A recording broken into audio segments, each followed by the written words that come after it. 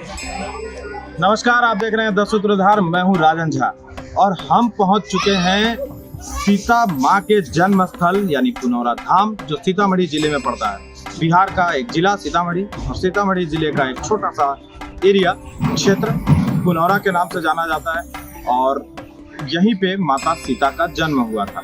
तो आज द सूत्रधार के स्पेशल डॉक्यूमेंट्री सेक्शन में आपको सुनाएंगे या दिखाएंगे माता सीता के जन्म स्थल को और सुनाएंगे यहाँ की भव्य कहानी, जो शायद आपने सुना भी होगा, और बहुत सारी बातें ऐसी आपको बताएंगे जिसके बारे में आपको जानकारी नहीं भी होगी। तो बने रहिए हमारे साथ। भारत के बिहार राज्य में सीतामढ़ी जिले में स्थित पुनौरा एक पवित्र स्थान है, जहां माता सीता का अवतरण हुआ था।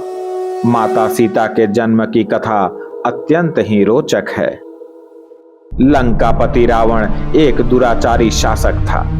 भगवान शिव का भक्त होने व प्रकांड विद्वान होने के बाद भी उसके आचरण से सभी सदाचारी उद्विग्न रहते थे। रावण अपने राज्य के सन्यासियों से राज्य कर चाहता था। जिन सन्यासियों के पास देने को कुछ नहीं था, उन्होंने रावण का विरोध किया।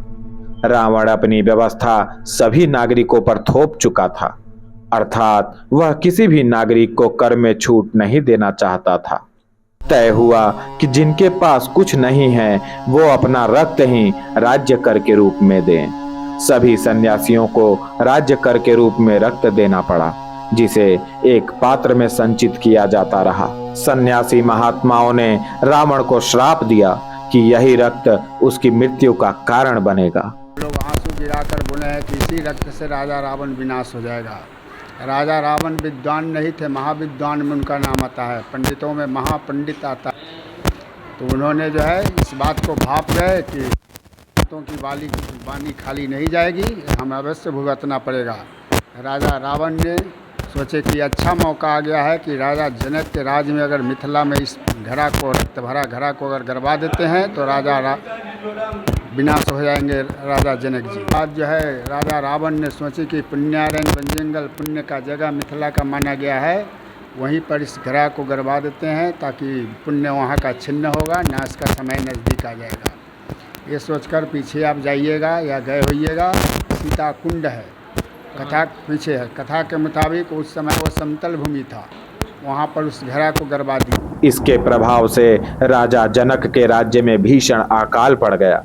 प्रजा त्राहि त्राहि करने लगी। इस पर ज्योतिषियों और विद्वानों ने राजा जनक को एक अनुष्ठान कर देवताओं को प्रसन्न करने और हल चलाकर खेत जोतने की सलाह दी। राजा जनक के अनुष्ठान के लिए पुण्यारण्य वन को चुना गया, जिसका अपभ्रंश अब पुनौरा है। ये जगह उस समय पुण्यारण्य वन जंगल से जाना जाता था। पुण्य यानी पुण्य होता है, आरण्य मीन्स जंगल वन होता है। इस पुण्यारण्य में पुंडरीक ऋषि तपस्या किया करते थे, जिनसे अनुमति लेकर राजा जनक ने अनुष्ठान आरंभ किया। खेत में हल चलाने के क्रम में राजा जनक का हल उसी रक्त पात्र से टकराया। रक्त पात्र टूट गया, जिसमें एक बालिका मिली। यही बालिका आगे चलकर सीता कहलाई। पात्र के टूटते ही मिथिला पर श्राप का प्रकोप समाप्त हो गया और वर्षा होने लगी।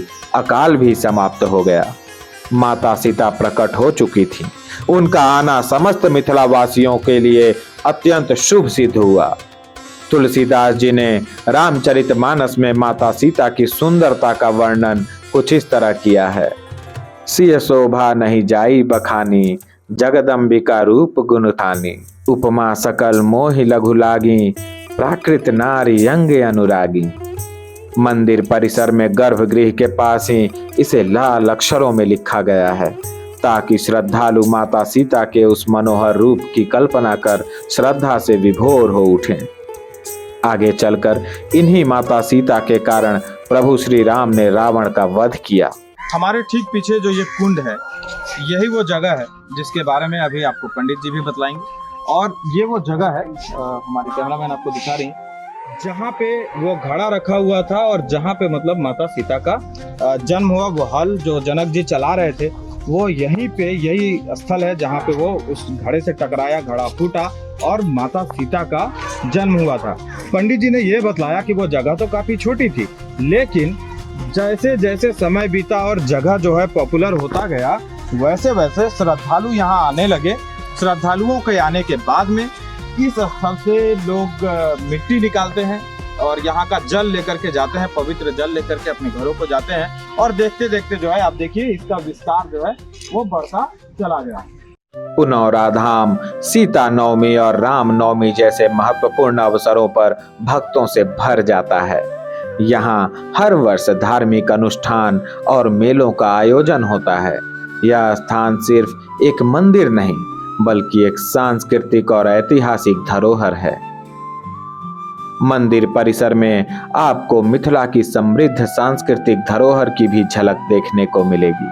गर्भगृह से लेकर मंदिर के अलग अलग भागों में मिथिला की कला दिख जाएगी।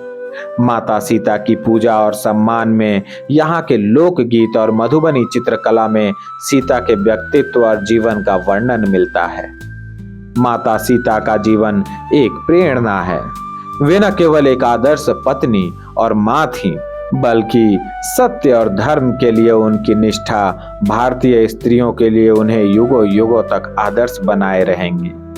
माता सीता शांति, समर्पण और बलिदान की प्रतीक हैं। उनके जीवन के प्रत्येक पहलू में भक्ति और नैतिकता भरी हुई है। पुनौरा धाम का दर्शन केवल एक धार्मिक कर्तव्य नहीं बल्कि एक आत्मिक अनुभव भी है। यहाँ आने वाले भक्त न केवल आशीर्वाद प्राप्त करते हैं बल्कि यहाँ की शांति और ऊर्जा उनके जीवन को सकारात्मक दिशा प्रदान करती है। डेवलप किया जाए तो और अधिक ये बन सकता है।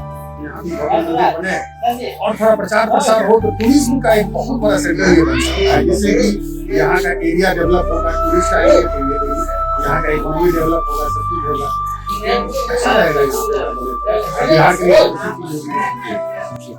माता सीता के जन्म स्थल पर सफाई की व्यवस्था और अच्छी की जा सकती है। पूरे परिसर में कूड़े कचरे का ढेर देखने को मिला। ऐसा लगता है बिहार आने के बाद लोग जहां तहां कचरा फैलाने को अपना अधिकार समझते हैं। वे सफाई और गंदगी के बीच कोई भेद नहीं रखते, इसलिए रेलिंग पर कपड़े सूख रहे हैं, बगल में कचरा भी है, धुले हुए कपड़े भी, बिना भेदभाव के। 10 सूत्रधार के धार्मिक कहानियों की यात्रा को विराम देते हैं। हमारे चैनल पर आप भी पुनः पधारें।